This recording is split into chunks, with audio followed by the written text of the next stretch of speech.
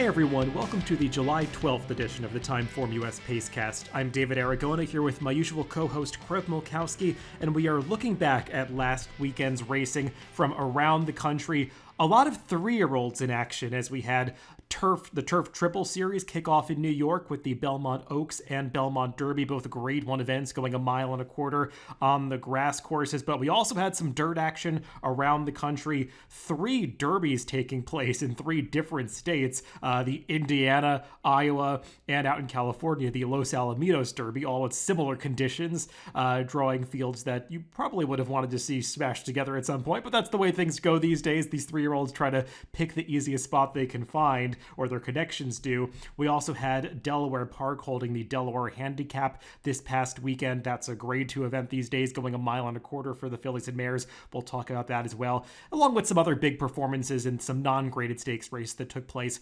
around the country. But Craig, we saw a lot of 3-year-olds in action just across the United States this week. Yeah, we did, and I thought we saw some good races at Belmont. To be honest, I was a little disappointed in the derbies elsewhere. I kind of like the look of those races. Usually, we see a horse or two step up and show that maybe they're ready for the jump into the better horses that we've been seeing on the Triple Crown Trail, but I didn't really see that. But we'll get to those races later. There were some decent performances. Yeah, that's what I was getting at a little bit. There's just too many stakes races with similar conditions for these horses at this time of year, so the fields in each one seem to get a little bit diluted.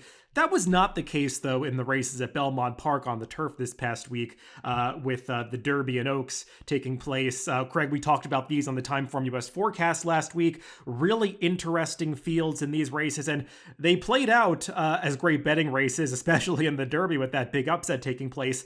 Let's begin, though, with the Belmont Oaks for the 3-year-old fillies. This one took place a little bit earlier in the day on Saturday at Belmont Park, and this was the one that came up a little bit faster as Chad Brown was able to win this one with one of his 3 runners, McCulloch, who was able to get just the second victory of her career to go along with her debut victory over Consumer Spending, who actually ran along and almost got second in this race. The Europeans, though, Craig, in this one, a little bit disappointing, but it felt like the winner just took a step forward.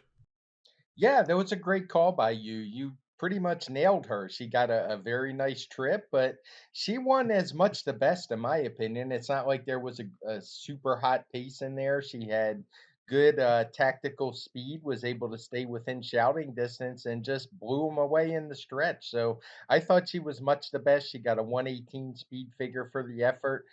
Charlie Appleby, who somehow had a horse go off 7-1, which is almost unheard of. His horse with the Moonlight ran good for second, and then it was Chad Brown's other Consumer Spending, who basically ran the same race she's been running. She got a 115 speed figure, just wasn't good enough to deal with McCulloch. Yeah, unlike in the Derby, where it seemed like there were some trips, which we'll talk about in just a second, I thought everybody in the Belmont Oaks had a pretty fair chance. The winner did get a great trip, as you mentioned, Irad Ortiz, who did win this Belmont Spring Summer Meet riding title on this final weekend, getting past Dylan Davis, but he did so just delivering perfect rides like he did on McCulloch here, just saving grounder on both turns, tipping out at the top of the stretch, and she was able to get the distance. But even though she got a great trip, Craig, I didn't see major excuses for anybody in behind her. I guess you could say that the Consumer Spending maybe just got going a little bit too late. She hit her best stride at the very end. But the Europeans, I thought they both got decent trips and just didn't really fire. Yeah, I would agree with that. Nothing. It was just one of those where the pace was solid enough. The horses weren't overly bunched up. There wasn't a lot of traffic. So, yeah, I didn't really see anybody with trips. We should mention the timing of this race. It was obviously way off when they first, during the live running of the race. This is one that I timed from video. It was very easy to do because of the Belmont Derby being run at the same exact conditions on the same card. So I was able to just overlap those two and get the time. So while it will probably, I don't even think I put a T on this. I was so confident in the times. I don't remember. There was obviously a timing error, but as far as the figures go, I'm very confident in them.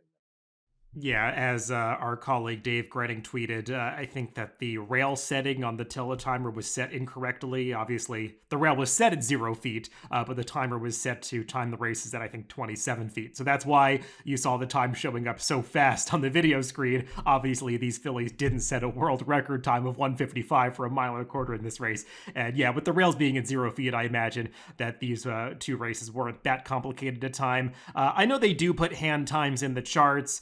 The track has had these races as a bigger gap than the hand time for the Belmont Oaks versus the Belmont Derby. I would imagine you're not even concerned with what the official hand time is, Craig, because you do your own more sophisticated video timing of these races.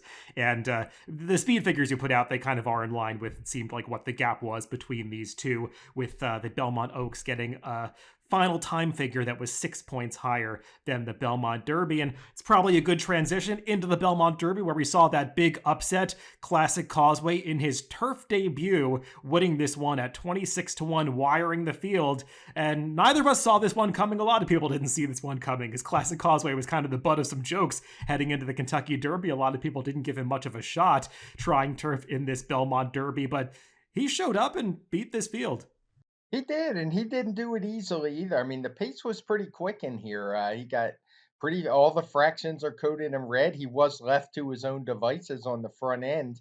You do have to wonder how much that late scratch of Emmanuel had factored into this race. At least I do, because he was one who maybe would have been trying to press the pace, but left up on his own. We've seen it all year long. Classic Causeway is pretty dangerous when he gets things his own way.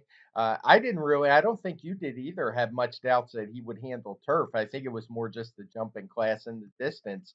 He got a 114 speed figure for the win, 2 points because of that fast pace. The final time was 112, but I thought he ran fine. And I'll let you talk about it more. I do think he benefited first from some questionable trips, some due to riding tactics, some due to traffic in here. Yeah, somebody said to me, a couple of people actually asked me before the race if I thought Classic Causeway could handle the turf, and my answer was, I think he probably can handle the turf. This just seems like a crazy spot to try it against some of these top European 3-year-olds coming over.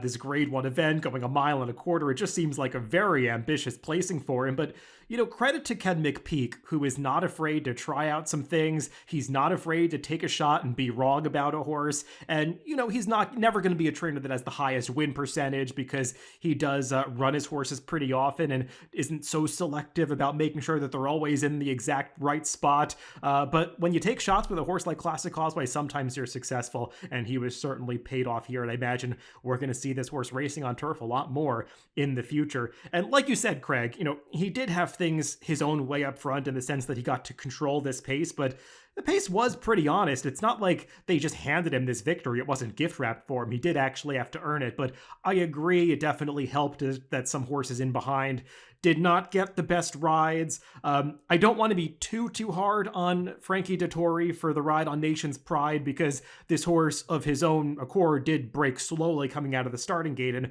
when you're last in a 13-horse field heading right into a turn, that's a bad situation. You have to try to make something out of it. Dettori was not able to do it with the finesse that you would have hoped. He kind of got into some traffic, got shuffled back heading into the far turn, got a very wide trip around the far turn. I think if you look at Trackus, he traveled 40 something more feet than Classic Causeway. I don't think it's going out on too much of a limb to say that Nation's Pride should have won this race. Yeah, I agree. And I also wonder about Stone Age as well. I just don't know what Ryan Moore was thinking as they went by the wire the first time and into the turn. It looked to me like he easily could have been sitting fourth or fifth, maybe too wide. And for some unknown reason, just dragged the horse back to the back. A horse who has not shown that running style ever before. He was a horse who had liked to run on the front end, actually. So that one just totally baffled me. It just seemed like he lost the race before they even hit the clubhouse turn. Not saying he would have beat Nation's Pride. I think Nation's Pride was the better horse in here, but I could make a pretty strong argument Stone Age would have been second with a smarter ride. Yeah, it was kind of fascinating to see how the European jockeys handle this situation here. I mean, some of these horses, as you said, had shown speed in the past, particularly Stone Age, and even in the Belmont Oaks, a couple of fillies who looked like confirmed frontrunners, Hot Queen and Agartha, their riders just seemed like they had no intention to go to the lead, and maybe thinking that American jockeys are more aggressive. I don't even know if that's true, but maybe that's the perception out there. They just decided that the paces were going to be fast enough that they could take these horses off the pace. I agree. Ryan Moore kind of overdid it a little bit. I guess breaking from post 13, you have to make a decision to either go forward or go backwards. I'm not sure going backwards was the right decision because he still ended up getting a somewhat wide trip. It did save ground around the far turn. I thought at the end of the day, Stone Age had a look at it and got a better trip than Nation's Pride. Just didn't really have that final oomph to push past these horses. And Craig, the 114 TimeformUS speed figure, it's okay, but this is a grade 1 race. You had 6 horses hitting the wire within a length and a half of each other. That's usually a signal that trips played a big role in the outcome and probably wasn't the strongest race overall. Yeah, I would agree with that, and the speed figure shows it. I think the Oaks was a better race, and I think McCulloch would have won this race had she been in it. Let's move on to some of the other graded stakes racing on this Saturday card at Belmont Park. Early in the day, race 4, they ran the grade 2 Suburban on the dirt, going a mile and a quarter for the older horses. And this was probably the most exciting race of the day, Craig, as these top two, Dynamic One and First Captain, really threw it down through the stretch, running a sub 24 final quarter over this 10 furlong distance. And Dynamic One was just able to gut out the victory. Yeah, I thought it was a really nice effort, and I think we can finally stop poo-pooing that 2021 Wood Memorial because he's a horse who has coming out of that race, and he looks like a new horse this year. He's done everything right. He's gotten better every single time out, and I really liked what I saw from him. He ran a 125 speed figure last time, only a 122 in this spot, but I think a lot of that had to do with the pace. It was definitely on the slower side. He was still able to pick up the others and run them down. It was tight with First Captain, but I really liked what I saw from him. I mean, First Captain is not a world beater or a grade 1 horse, but I think Dynamic One is better than the margin indicates. Yeah, both of these horses are 4-year-olds. They're obviously improving now in the summer of their 4-year-old seasons. That's not a big surprise. First Captain, who's always had a pedigree that said he wants to run all day, is finally getting the chance to race in these two-turn or at least 1.5 turn at Belmont Park, but mile and a quarter events, and he's really benefiting from it. I thought First Captain was really game to battle back and just lose this race by a nose, and it was actually a lot closer than you might have thought watching this race in real time. First Captain got a pretty good bob, but Dynamic One was able to hold on. It did look coming to the top of the stretch like Dynamic One was going to win in easier fashion than he ultimately did. He's a horse that always travels really well into his races, and sometimes when you ask him for his best, he doesn't produce the kind of late kick that you would have expected. But they all came home pretty fast in this race, so I don't want to be too hard on him for the margin being as close as it was at the wire. I thought both of the top two ran well. We'll see how they ultimately stack up in this Breeders' Cup Classic older horse division, which seems so stacked right now. I'd imagine they'll both show up in the Jockey Club Gold Cup next, the last weekend at Saratoga, going a mile and a quarter, and we'll see who else races there, but they're not running the kinds of speed figures that put them in the upper echelon of this division right now. No, the one thing I would say though is they both look like mile and a quarter horses to me, whereas some of the others who were at the top of the division definitely have some bigger question marks about that. The fourth graded stakes that they ran on this Saturday card at Belmont was the Victory Ride Grade 3 event for the 3-year-old fillies, going 6.5 furlongs. This field reduced to 5 runners by some scratches, Craig. A lot of speed, though, did stay in the race, and we saw 3 of the 5 runners duking it out on the front end. So I do want to give some credit to the winner, Hot Peppers, for fending off those 2 pace rivals and holding off a late challenge from a horse that got a perfect trip. She was pretty game in victory. She was. It was a fast pace in this race. We have it all coded in red, the first 2 fractions, and she was part of that speed duel. Now, she did have the outside where the other 2 main contenders were inside, but she put them away easily. It's you can look where the 2 she was dueling with finished last and next to last, and then basically eased on Pretty Birdie. So I think the upgrade she got for her speed figure was a 103 final time. She gets a 110 for the from Timeform US. I thought that 7 points was totally warranted in here, and she's a horse on the improve for sure. Where the others obviously didn't really do much running, the 2 that were expected to didn't really show up. She did and got the job done. Yeah, and Craig, I don't know if you were aware if you were watching America's Day at the Races on during this card. There was a little bit of controversy afterwards about the performance of Pretty Birdie. It's hard to avoid controversy in racing these days, but I mean, given the fact that there were a couple of scratches that people were scratching their heads about on this day, particularly that of Emmanuel for reasons that were disclosed later in the Belmont Derby, and also of Smash Ticket, who was supposed to compete in this race for actual clerical reasons, when she was scratched. Pretty people were wondering if Pretty Birdie should have been scratched from this race because Naira's paddock analyst Maggie Wolfendale, who does an excellent job all the time, gave out some very valuable information that she had had a shoe repair in the paddock, and she's a horse that wears special glue on shoes, and they basically didn't have that kind of shoe, so they had to nail a shoe into her hoof, which Maggie was saying, if you're a horse person, you know that this is a huge red flag. And she basically was kind of like waving her hands in the air saying, beware, this horse is not going to run well. And I know the people that heard that were kind of wondering, should this horse be scratched? What's the right thing to do? It's hard to make a rule in that situation. I know people kind of hate that runs for purse money only in all situations, but maybe that would have been the right move here. It's just hard to say. Yeah, that's a tough one for me. I didn't hear it. We had some issues. My a long story, but my wife actually her phone stopped working, so we basically spent all day trying to get her phone working. So I was trying to watch the races the best that I could. That did have a happy ending eventually. Not so much for Pretty Birdie. Yeah, I don't know how to handle that. It seems like if a horse is inadvertently not given Lasix, they're scratched or if the connections want to run, I would seem to me that the purse money only is a better option than this having a 7-5 favorite just get eased. Yeah, it's something difficult. I mean, I know there was that situation in Saratoga last summer where I think it was that Chad Brown horse, Value Proposition, I believe in the Lure Stakes, threw off a shoe in the paddock, and he was going to be the favorite in the race, but because he had one shoe missing and there wasn't enough time to fix it, he had to race for purse money only. And people were lambasting that on social media. So it feels like sometimes you can't satisfy everybody with these situations. But clearly, Pretty Birdie had a big excuse here, so she might be a horse you want to give another shot to next time out. And the other thing I want to mention about this is, had I used the variant for this race that I used for the others, I mean, these horses would have looked like Clydesdales. I didn't have any problem breaking it out from all the others because it was sandwiched between a bunch of turf races. It was obviously both of the Oaks and the Derby were on either side. There was another turf race to end the card. So really, it's rated in isolation. But I don't think anybody with any common sense could use the variant for the other races and think it applied here. So I had no problem breaking this out. It was basically automatic. Well, this actually was one where you disagreed with the buyer speed figures. They did give this race a speed figure that suggests these horses are claimers. So we'll see if that gets revised in the future.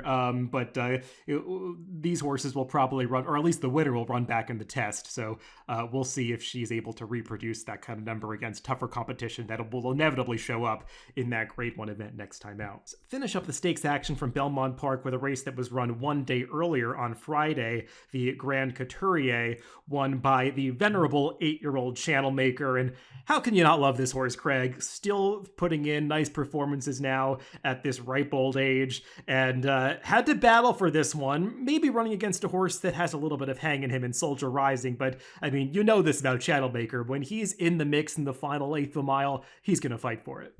Yeah, it was an impressive performance. I love seeing these old turf horses that are able to win like he was. I'm sure we'll see him run again at Saratoga. And he got a 118 speed figure for the effort. So maybe he's declining a little bit. He's a horse who has in the past, on his best days, run in the upper 120s. But, that's to be expected. They're placing him well. And at least they did on this day. And it was a good effort. It just said Soldier Rising. He definitely has some hang in him. He basically seems to run the same speed figure every time, but he rarely ever wins. So he's one that's just not trustworthy. The others, nobody really did a lot of running in here. I guess Admission Office was one who was a disappointment. He didn't do much at all, but not the strongest field, but happy for the old guy. Yeah, I mean, admission office, I was kind of surprised he went off at 5-1 because he had been so impressive in his return victory. But the public knew not to bet him in this race because he was cold on the board and didn't do any running. Channelmaker, yeah, he did get things his own way up front, being able to set this pace that was not particularly fast, but just nice to see him get back to the winner's circle here. He's now 2 for 3 so far in 2022. And I put this out on social media. If Channelmaker gets back to the Breeders' Cup this year, which is no guarantee at this point, he's got to improve a little bit, it would be his 6th Breeders' Cup appearance, which I believe would be a record. I don't think any horse has ever run in the Breeders' Cup more than 5 times. He actually ran in the juvenile turf when he was a 2-year-old. Didn't run as a 3-year-old, but now the past 4 years in a row, he's run in the Breeders' Cup turf. And I think in 2 of those years, he's been the highest American finisher in the race. So it'd be pretty cool if he was able to get back to that race once again, but he's going to have to improve a little bit late in the season.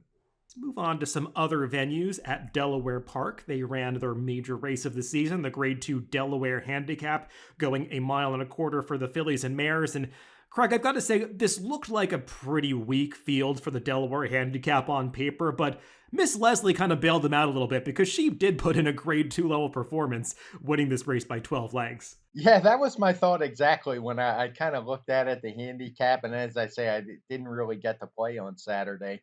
But as it turned out, man, she definitely ran what was a grade two performance, winning off by 12 with a 119 speed figure. The public kind of saw it coming. She went off the favorite in here.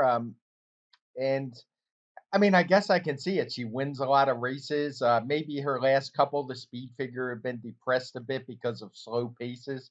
Both of them were wins, one at Monmouth, one at Delaware, where there was basically no pace and she still won easily.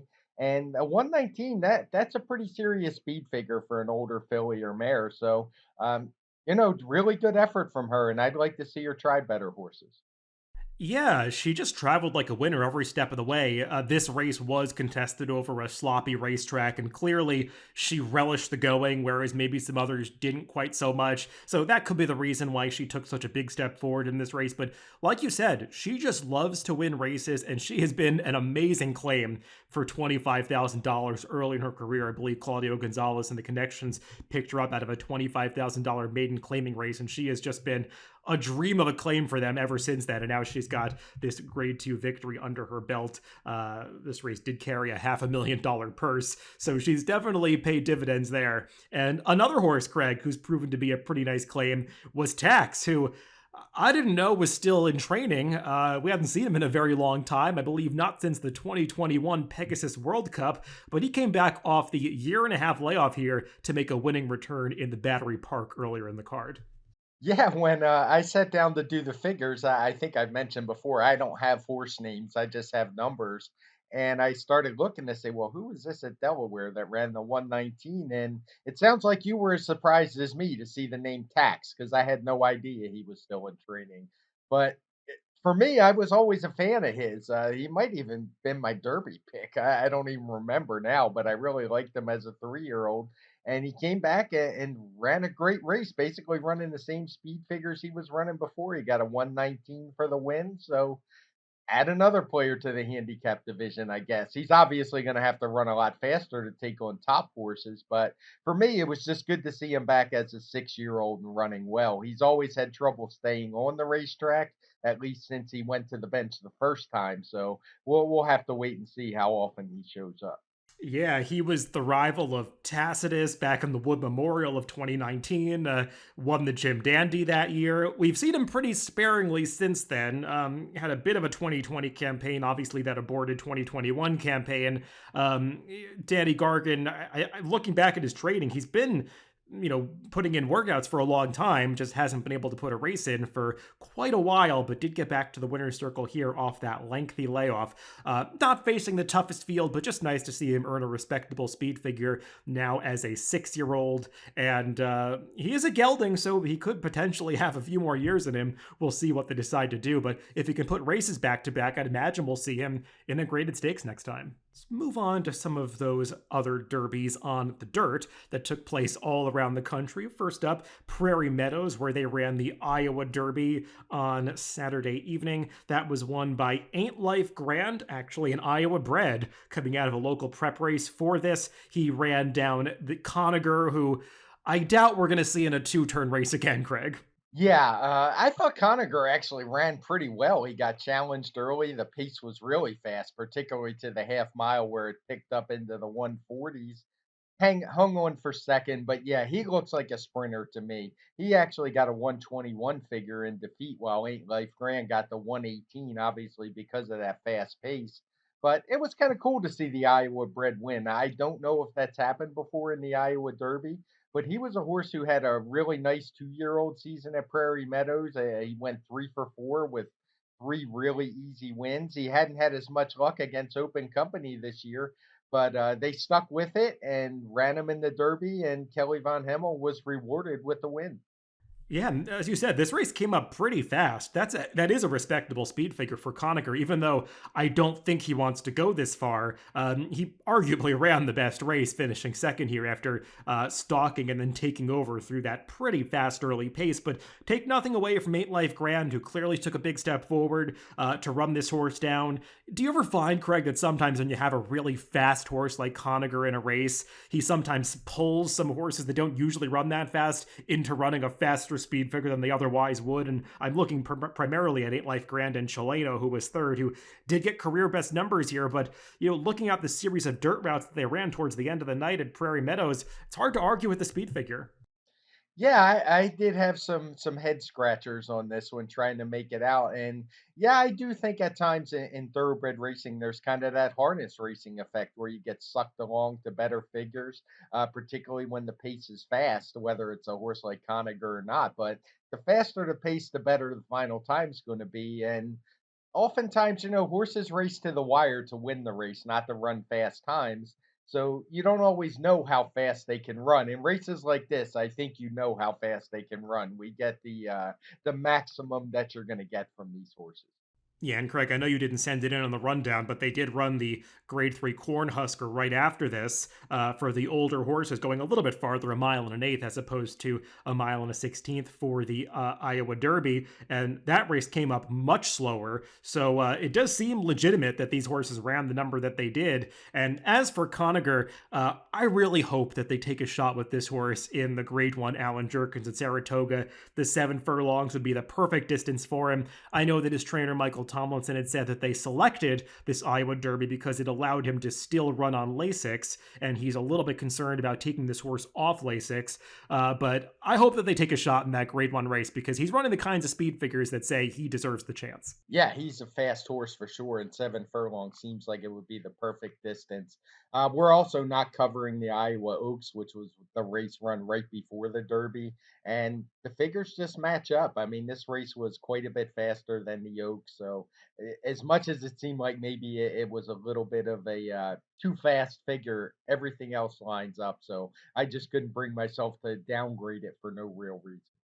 The one other race that we will mention from this card was the Prairie Gold Juvenile for the 2-year-olds over 5.5 furlongs, won pretty impressively by another Iowa bred, Tyler's Tribe, getting the job done here. And Craig, this horse looks pretty fast. Now 2 for 2 in his career with wins by 16 and 8 lengths.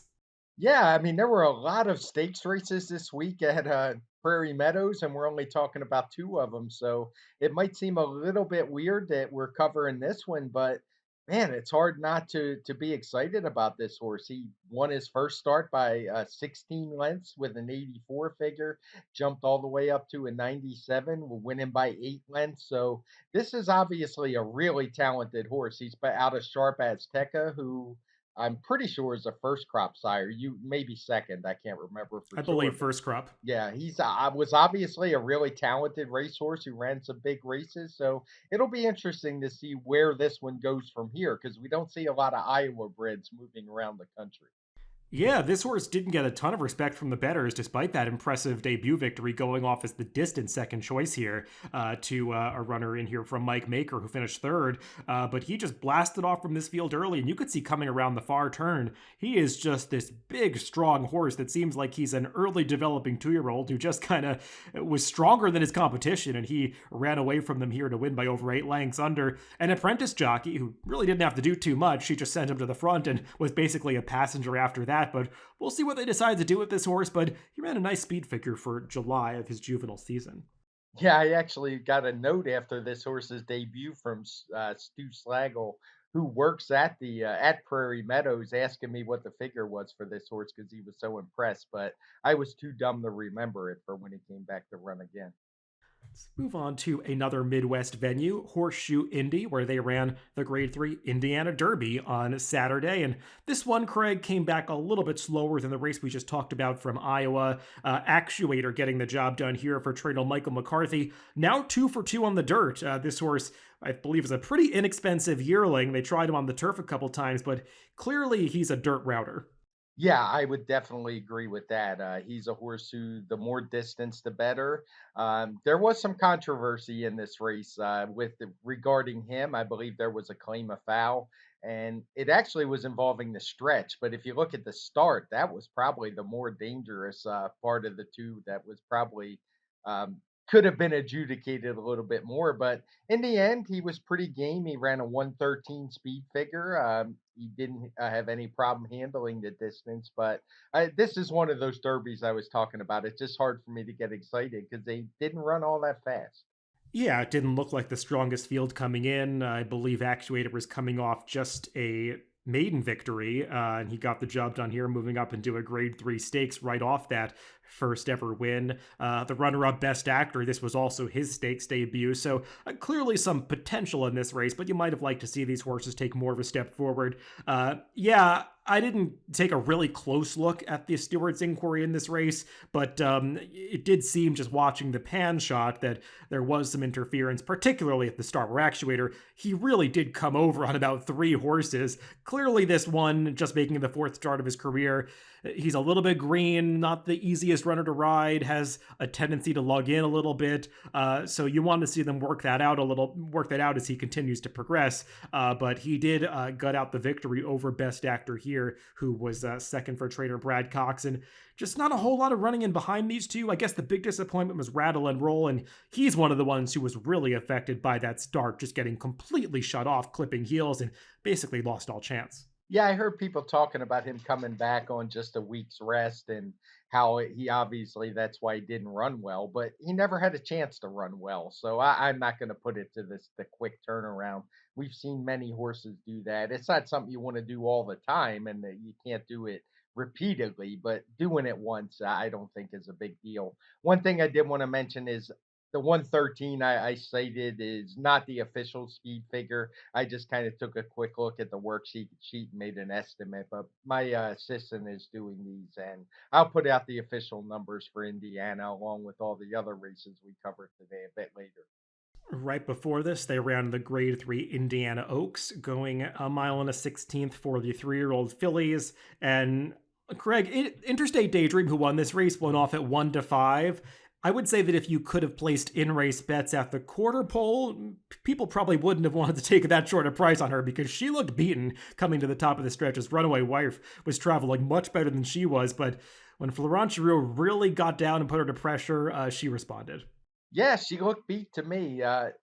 But she was game, was able to hold off Runaway Wife, and was actually drawing away at the end. After I do think Runaway Wife might have actually got ahead in front at one point, but she did another win. Not all that impressive speed figure wise. I'm guessing. I would guess she's going to get about a 110.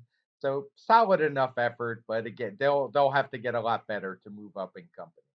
Yeah, she was coming off that victory in the Black Eyed Susan, where she had earned a slightly higher speed figure, 115, in her prior start. I guess to some extent she validated that race, but you'd like to see a horse like this try some tougher company. She seems like maybe a B level 3-year old in the Brad Cox barn, and unfortunately, when horses like this continue to run in races like the Indiana Oaks, that's why you get some of the small fields in the Grade 1 events in Kentucky and in especially New York at this time of the year. I know people have been harping on that, but there are just too many spots for these horses to run. So some of the runners that could take shots in those races, they typically go for the easier spots. Let's finish up in Horseshoe Indy with one more race, the Schuster Memorial on the turf, which was won by Ivar. This horse coming off a layoff. We hadn't seen him since last year's Breeders' Cup Mile and got back to the winner's circle against a field that he was supposed to beat. Yeah, not often you can say he made 6 to 5 look like an overlay, but he did in here. He's a horse who had just been running in nothing but Grade 1 races. I can't even remember the last time. I think maybe he ran at Kentucky Downs in one of those races with a huge purse that isn't graded yet. But he finally got some class relief and showed that he really was the class of the field. He ran a 121 speed figure, and I just think you really had to be impressed by the way he flew home. Yeah, this has always been a good horse, and they've campaigned him pretty ambitiously, as you were saying. I believe that was the second time he ran in the Breeders' Cup Mile last year. Hasn't had a lot of success in that race, though he did close well to be third this past year after getting somewhat of a wide trip. So he's got real talent. I know that they had tried to get him back to the races a bit earlier this year. He was entered and scratched, I want to say, on the Turf Classic on Derby weekend. So this was the second attempt to get him back to the races, but he was finally able to make his return and get back to the winner's circle here. And I imagine off this prep run, he'll be back into the graded stakes waters pretty soon. Let's finish things up by going out west to Los Alamitos, where they ran another Derby for the 3-year-olds this past weekend, the Los Alamitos Derby. And this one was won by Bob Baffert, who made his fairly quiet return to training over the past week and a half or so as he sent out High Connection to win this one. And, Craig, it was maybe a ripple in the social media world with Bob Baffert coming back to trading. I would have thought that people would be a little more outraged, but it seems like now that he's served his time, people have kind of accepted that, he's coming back into the game. That's kind of how I feel about it. He got a 90-day suspension, which I don't know. Maybe people should argue it would be longer, but that's what he got. So I'm fine with it. He came back. He took over High Connection, who somehow didn't go favored in this race. Slow down Andy had that honor. But High Connection actually ran a really good race in here. He's probably going to get about a 116 speed figure for the win, which would be a career best for him. And I would imagine it's onwards and upwards because he is a horse who's shown some talent. The 2 times he's been in the Bob Baffert barn, he's won both his races and won them pretty easily. So I'm not sure where he'll turn up next, but he's obviously a horse with ability. Yeah, this horse had looked so impressive in his career debut. I don't remember if we had covered that race on the Pacecast or not, but it had gotten a really nice speed figure, and horses had run well coming back out of that race. Probably a little disappointing in his 2 starts since then for Sean McCarthy, but back in the Bob Baffert stable, he really did show up in this race. I don't know what it is about Los Alamitos and slow down Andy Craig, but seems like something bothered this horse in the stretch of Los Al because both when he won the Los Alamitos Futurity last year and in this race, he was just so green coming through the stretch. It's like he sees something at the top of the stretch and flips over to his wrong lead. He's not really running straight. Just kind of a weird performance from him, but it seemed like he was second best on the day here. Yeah, one thing, having been to Los Al once and watched the racing, you can't imagine how long that stretch is unless you've been there. It's like almost like watching one of those straight mile races over at Newmarket in England. It just seems to go on forever. So I don't know if that has something to do with it, but it's a weird track configuration there because it was modified from the quarter horse track to accommodate the thoroughbreds. My one reservation with High Connection would be that this race was at Los Al, and sometimes the form doesn't often translate there, either good or bad. So we'll just have to see when he shows up. Well, that's it for our recap this week. Greg, though, as we move into the second half of July, there is a lot to look forward to on the racing calendar with Saratoga starting up this week, Del Mar starting up in about a week. Racing action is about to really intensify as we move into the summer. I already did the work on that opening day card at Saratoga, a couple of stakes that day. I'm about halfway through the Friday card so far, and the racing looks pretty strong as we start that meet. So I'm sure we're going to have a lot to talk about when we likely do Saratoga Saturday card on the TimeformUS Forecast later this week. Yeah, sounds good to me. Looking forward. These are probably about the most fun 7 or 8 weeks of racing that we get all year as a group. A lot to look forward to on the racing calendar for the rest of the year. Remember that you can always catch these podcasts on DRF.com, Apple Podcasts, Spotify, and YouTube, wherever you get your podcast. Just make sure to subscribe to the Daily Racing Form channel. Everybody, thanks for listening to the Pacecast this week, and make sure to tune in again for the TimeformUS Forecast coming up on Friday.